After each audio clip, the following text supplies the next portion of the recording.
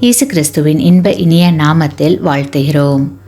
இன்றைய வேத வசனம்: உன்னதத்தில் இருக்கிற தேவனுக்கு மகிமையும் பூமியிலே சமாதானமும் மனுஷர் மேல் பிரியமும் உண்டாவதாக என்று சொல்லி தேவனை துதித்தார்கள். லூக்கா 2ஆம் அதிகாரம் 14ஆம் வசனம். Today's Bible verse: Glory to God in the highest, and on earth peace, goodwill toward men. Luke chapter 2 verse 14.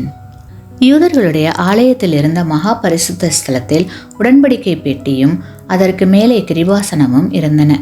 அந்த கிருபாசனத்தில் 2 தூதர்களுடைய உருவம் இருந்தது. அந்த 2 உருவங்களும் கிருபாசனத்தை நோக்கி பார்த்த வண்ணம் அமைக்கப்பட்டன. தேவனுடைய கற்பனையின்படி மனிதர்கள் நடக்கும்போது அவர்களுக்கு எப்படிப்பட்ட ஆசீர்வாதங்கள் கிடைக்கின்றன என்பதையும், அவற்றை மீறும் போது அவர்கள் எப்படி கஷ்டப்படுகிறார்கள் என்பதையும் தேவதூதர்கள் பார்த்து கொண்டே இருக்கிறார்கள் என்பதை அது சுட்டிக்காட்டுகின்றது. தேவனுடைய சட்டங்கள் நன்மைக்கானவைதான் என்பதை அவர்கள் அதன் மூலம் புரிந்து கொண்டார்கள்.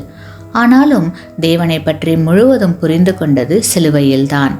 அப்போது சாத்தானை உன்னதத்திலிருந்து வெளியே துரத்தினார்கள்.